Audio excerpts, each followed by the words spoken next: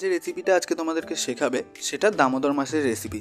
আর এটা যে নিরামিষ সেটা আশা করি আর বলার প্রয়োজন নেই।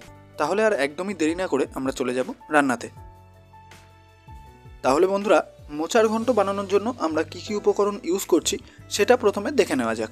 মোচার ঘন্ট বানানোর জন্য সবার প্রথমেই নিয়েছি একটা বড় সাইজের মোচা, নিয়েছি সাদা তেল, মাঝারি সাইজের দুটো আলু কেটে নিয়েছি, গোটা জিরে, দুটো শুকনো লঙ্কা, দুটো তেজপাতা, কাঁচা লঙ্কা, ঘি, নুন।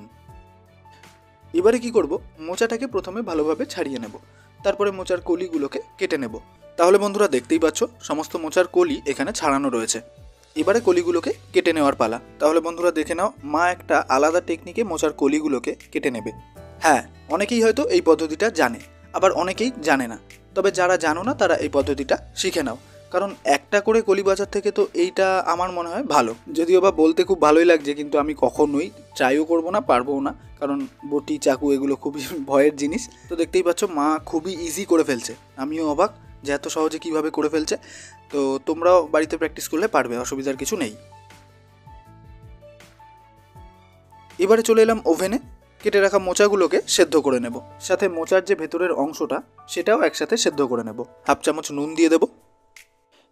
ওভেন হাই ফ্লেমে রেখে একটা পাত্র দিয়ে ঢেকে দেব প্রায় 5 মিনিটের জন্য। তো 5 মিনিট পর আমরা ফিরে এলাম। এবারে ঢাকনাটা সরিয়ে নেব। মোচাটা আমাদের সেদ্ধ হয়ে গেছে, মা আগেই চেক করে দেখে নিয়েছে। এই মুহূর্তে কিন্তু মোচাটা একদমই গরম, তবুও মা চেষ্টা করবে তোমাদেরকে দেখিয়ে দেওয়ার যে মোচাটা কতটা সেদ্ধ হয়েছে।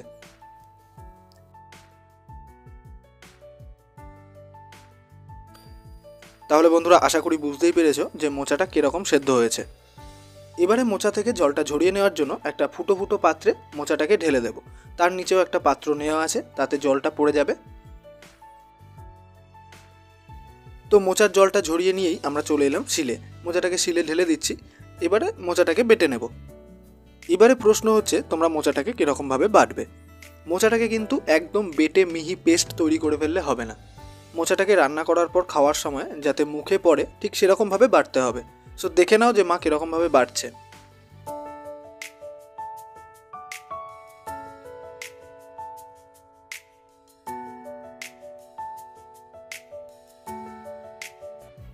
তাহলে বন্ধুরা মোচাটা আমাদের বাটা হয়ে গেছে। এবারে দেখতেই পাচ্ছ যে মা মোচাটাকে ঠিক কীরকমভাবে বেটে নিয়েছে, ঠিক এরকমভাবে কিন্তু মোচাটাকে বাটতে হবে। তাহলে বন্ধুরা এবারে আমরা চলে এলাম ওভেনে।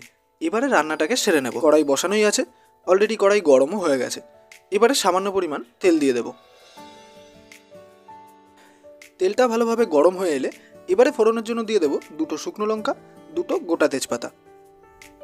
হালকা হাতে একটু নাড়িয়ে চাড়িয়ে শুকনো লঙ্কাটাকে ভেজে নিতে হবে। এবারে দিয়ে দেব গোটা জিরে। জিরেটাকেও হালকা হাতে নাড়িয়ে চাড়িয়ে লাল করে ভেজে নিতে হবে।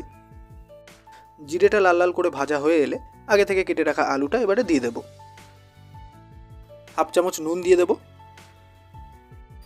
এবারে ওভেন হাই ফ্লেমে রেখে আলুটাকে 5 থেকে 6 মিনিট ধরে আমরা ভেজে নেব।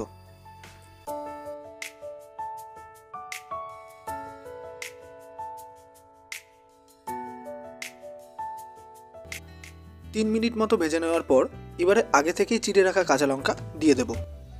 তারপরে আরও 2 মিনিট মতো আমরা আলুটাকে ভেজে নেব। তাহলে বন্ধুরা দেখতেই পাচ্ছ আলুটা কিন্তু বেশ লাল লাল করে ভাজা হয়ে গেছে।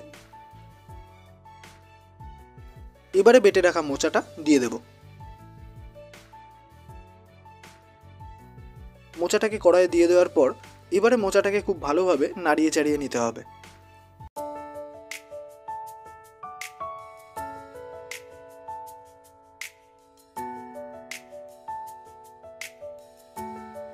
এবারে 1 চামচ চিনি দিয়ে দেব।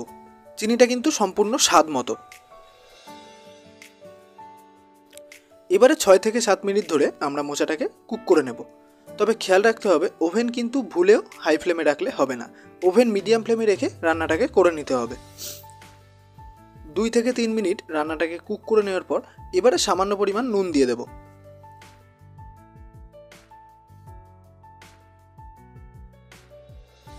তাহলে বন্ধুরা মোচাটা কিন্তু আমাদের একদমই শেষ পর্যায়ে, মানে মোচাটা প্রায় রান্না হয়েই গেছে। এবারে 1 চামচ ঘি দিয়ে দেব। ঘিটা দেওয়ার পর প্রথমে ভালোভাবে নাড়িয়ে চাড়িয়ে রান্নার সাথে ঘিটাকে মিশিয়ে নিতে হবে। তারপরে আরও 1.5 থেকে 2 মিনিট নাড়িয়ে চাড়িয়ে কুক করে নিলেই কিন্তু তৈরি হয়ে যাবে মোচার ঘন্ট।